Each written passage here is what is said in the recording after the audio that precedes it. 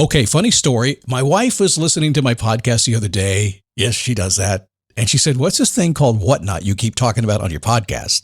Are you shopping without me?" Yes, I am. I'm cheating on you. It's called Whatnot. It's live shopping with chat, and it's a lot of fun. Look, I coach a lot of people online. I coach people to make money online. Most don't know how to do it. And I have been telling a few lately to go to Whatnot, see what they're doing, and give it a try. If you're a Whatnot seller, you really shine, and your people find you. And that's a big deal because if you're selling online, they need to find you for you to make money, right?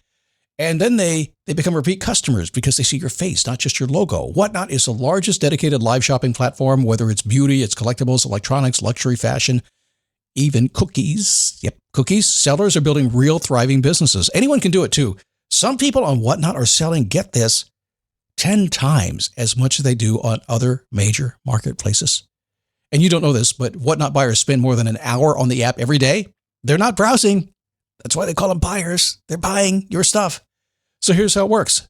You go live, you showcase your products, and you earn real income. Search Whatnot, WHATNOT, in the App Store, download, and you can start selling right away. So I've been talking about the glasses I ordered from Zenni Optical, my sponsor. Now, I've never ordered glasses online before. I didn't trust it, to be honest. But mine had a scratch, and Zenni was my sponsor, so I kind of sort of had to do it, right? I mean, I can't tell you about it if I haven't done it. So my previous thinking was, prices are too cheap. These can't be good. I'm not going to like them. I'm picky. I take that back. Mine costs about $70, and I can't tell the difference from the $500 pair I purchased 2 months ago. By the way, my wife likes them too. She said they look good on your face, and I want some too. And at about $70 or less, I can buy them. I am surprised, and I'm a customer. Zenni Optical has prescription glasses, sunglasses, blue light lenses, all starting at under $30. Go to Zenni.com, pick a frame, upload your prescription. They'll ship it to your door. No appointment, no store, no upsell at the counter. And Zenni has that virtual try-on, so you can see exactly how the frames look on your face, and that is very cool and confidence building. If your glasses are overdue for a refresh, now it's time. Go to Zenni.com/podcast and use the code podcast15 for 15% off your first order. The styles sell out pretty quick, so don't sit on this. Go to Zenni.com/podcast, promo code podcast15. It's a daily boost from Motivation to Move. Happy Friday, I think. I don't know. I sat down this week and did the show a little bit differently. I've been wanting to do this for a long time. Kind of a conversation with you, if I will. Kind of want to do this, and sometimes when I do the open of the show and do the close of the show and I put all the stuff in the show, it's like, maybe it's better for you. I guess so. It's built into me to be able to do stuff like that. Being a radio guy and a producer all my life, it's like, oh, put the fancy thing on it. Sound big. Yeah, all that stuff, right? But at the end of the day, I just got stuff to say. I guess to share with you. I kind of want to do that. So I really kind of want to do this. I just didn't know how to do it. And ultimately what it came down to is this. Take a few minutes, jot down a couple of notes that I was thinking about at the gym this morning. Mostly what I've been thinking about for the past week or two. Just kind of bring it together and walk in the studio and turn the microphone on and go. And when I get to a place that I stop, hopefully it'll be around 9 minutes, I'll just stop it. I took away the stuff.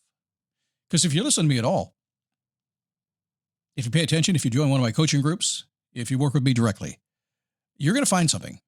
You're going to find that I am really big on taking things away. Don't take away my toy. I will. I'll take away your toy. Because what happens is you look at everything you're doing, and in life, we accumulate things. If you've been around for a while, if you're, say, you're mid-40s, right? And you've got the stuff right now, you get so much stuff, we need to have a garage sale, right? That kind of stuff. Or maybe you just have really good stuff in your life. You don't want to get rid of it. You want to keep it. It's there. It happens, right?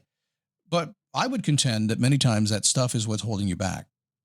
And so when I get you to take an inventory, and I take it myself all the time. I took it 2 weeks ago myself. I don't teach you what I don't do. I literally took an inventory of my life in the last week of June and said, this sucks. That doesn't. Do the thing that doesn't suck. Kind of what I came up to, right? Which is the whole rule of taking an inventory. Do the thing that doesn't suck. And so I did that. And what I found is when you take an inventory and you kind of pay attention to it, then the next thing you have to do is, kind of pull up your big boy pants, your big girl pants, and start cutting stuff. Because here's a line, you can write this down if you've never heard me say this, and this is one of the truest lines I've ever heard, ever made up, ever coined, whatever it is, but it's so true. More is on the other side of less. Whatever you want in your life, whatever more is to you, the satisfaction you want, the happiness in you, the money, whatever it is, it's going to come on the other side of less. Now, if you put that in typical personal development growth kind of stuff, it's get focused, get down. It's the one thing, right?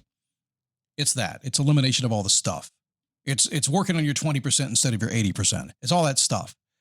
I know all that stuff, and I believe it. It's so hard to do, isn't it? If it were easy to do, you would all do it. We'd all have everything we wanted. And when I say this, more is on the other side of less, I'm not saying that you give up the stuff you really love. But I will contend that a lot of the stuff you have in your life, you don't really love. You just got it. You're just doing it because you've been doing it for a while and you don't know what to do after it. But once you kind of go down this road of thinking, well, wait a second, if more is on the other side of less, and I'm okay getting rid of some things, whatever that happens to be, your life changes pretty fast. So let me give you an illustration of this, something I don't think I've talked about on this podcast. When I started serving as an audio tech at the church I've been attending, which I just left that position. I just kind of decided it was time to do something else. But I did it for 2.5 years. And when I walked in, I would do audio for a live band, the worship service. And I've never really done that. I've done a lot of audio in the past. I've done, disc jockey audio, but I've never done a live band, and which is pretty complicated. So I learned a few things, but I kind of knew what to do, and I was good at doing it. It was mixing board with stuff, and I could do my thing. But I had to learn something. And one day I was in the room, and everything was, it just wasn't sounding great. It was, yes, given it was a cafeteria, it wouldn't sound great anyway, but it really sounded bad that day. And the lead tech came up to me and said, you know what you need to do? You need to get some stuff out of there. I said, what do you mean get some stuff out of there? He said, you need to subtract some of the audio. I said, what do you mean subtract it? He said, well, take away some of what you're hearing. Let me show you. And he showed me. I'll explain it to you here in a second. But he started taking away part of the music, part of the frequency that was coming from the stage. Now, fundamentally, I got it right away. I've actually done it thousands of times in my history. When I'm in the studio, when I'm doing whatever I'm doing over the years, I've produced tens of thousands of things. I instinctively do it because as my ear clicks in, as I'm playing with the stuff, I'm noticing, well, you need to get that out of the way, need to make space for this, need to do something here. And I just move it around. Never really thought about it, which you'll find in my life. Scott thinks about the craziest things, but what's more amazing is the things I never thought about it. That's kind of that little naivety that I'll never let go away. I always want to be surprised in my life. Spends all the time thinking and studying and goes, really? How? Like, I don't know how soccer works. I just don't know. I don't get it. I didn't watch one World Cup game. I know I should have. People have yelling at me, oh, it's the best thing in the world. I said, I don't get it. It's okay. Next thing I said is, do they have beer? He said, they got a lot of beer. Too bad I'm not drinking beer. Drinking beer is going to get in the way of my goal to run the stair climber for an hour at level 12. My friend Croy running across Death Valley, he's not drinking beer right now either. Although both of us are planning to have a beer after we cross. Yes, that's motivation. So subtractive audio. So imagine this, the human ear, because you're not a dog, you're a human. And if you're a human, you can hear approximately from 20 hertz, the low stuff, to 20,000 hertz, the very high stuff. And that's a very bad rendition of either one of those. But if you look at it on a scale or a chart, you'll see that 20 hertz to the left and 20,000 hertz to the right. And it's a straight line across the middle of it. And then in between it is what you've probably seen 1,000 times, that waveform that bounces around the spectrum analyzer. Basically, you're seeing the visual version of what's happening on stage. So here's what's really happening. Imagine it this way. And this happens in your life a lot. I was on a call with a client the other day talking about sleep issues, something we do. And he said, my biggest issue is sleep. But I hear you talking about that Helix sleep on your podcast. To be honest with me, do you think it will help me? I get he's saying be honest, right? But Helix is my sponsor. But yes, I sleep on their mattress. And while it may not be obvious, I said I sleep on their mattress. I didn't sleep on the old one that I had. I said, buy Helix. Give it a try. They have a 120-night sleep trial and limited lifetime warranty. You have nothing to lose. Remember those days you used to go to the mattress store and buy from the mattress guy and hope and pray that it worked? And I mean, the pain was real. If you didn't get it right, your bank account and your back hurt for the next 10 years. We don't do that anymore. Look, Helix has a website. Check it out. They'll tell you everything that I can't tell you right now. I know because I went there to get my Helix mattress. They've got that warranty. Helix delivers your mattress right to your door with free shipping in the U.S. And before you know it, you're snoring, sleeping like a baby, not a husband. Listen, this is my second Helix mattress. I won't tell you what brand I got rid of because I got another Helix. You're going to like it. Go to helixsleep.com/dailyboost for 27% off site-wide exclusively for listeners of the Daily Boost. That's helixsleep.com/dailyboost. Daily Boost for 27% off site-wide exclusively for you. helixsleep.com/dailyboost. All these people are singing on stage and all these instruments are playing and they all have kind of the same voice, right? And the bass guitar might be a little more heavy on the lower side, the left side of your graph, and maybe your lead guitar is more in the middle of it, and maybe your soprano singer, she's more on the right of it, and all of us have a place about 2600 hertz where our voice kind of hurts. It's the devil's frequency, and you have to kind of know it there so you can cut it out because it'll hurt your ears. There's a lot going on in the audio here, but what you do is this.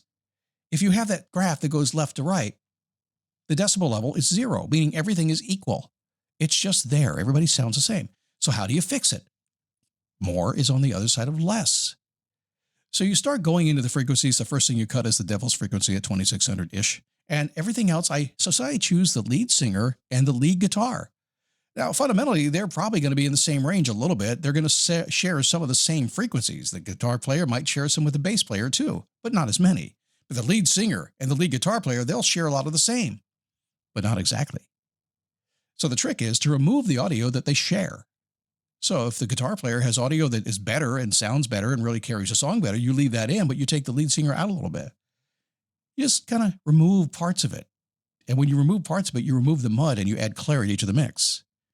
Then you go to your bass player. The bass player might share a little bit of frequency with the keyboard. You kind of slice and dice that a little bit. You say, hey, let the bass have the low and let the keyboard have a little bit above that. And then you say, well, what's got the lowest in the whole band? Well, that's going to be your kick drum.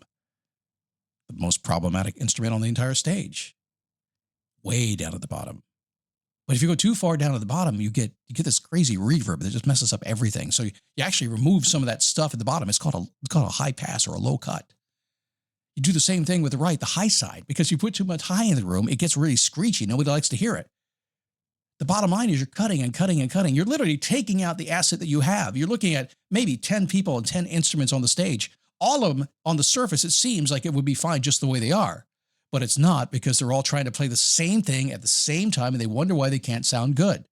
You're trying to live your life the same way at the same time. You're bringing everything in. You're not cutting anything out. And the bottom line is it's just mud. Nobody can hear it. Nobody can see it. And neither can you. And you're swimming around every single day trying to figure it out. You come to me, Scott, motivate me. Show me how to do this. I'm going to get rid of some crap. Just get rid of it. What am I going to get rid of? I love everything I have. I have news for you. You start trimming the frequencies of your life a little bit. Either get rid of it or just turn it down a little bit. And you don't have to turn anything else up. You just have to get rid of the stuff that's dragging you and let the stuff that's not dragging you stay there.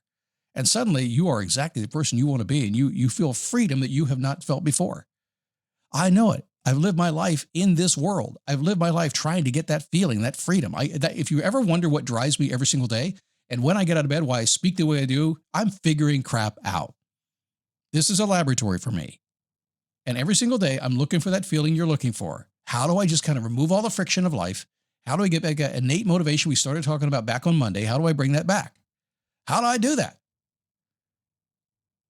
I get pretty close today, I think. What do you think? Huh. That's a good place to say, have a good weekend.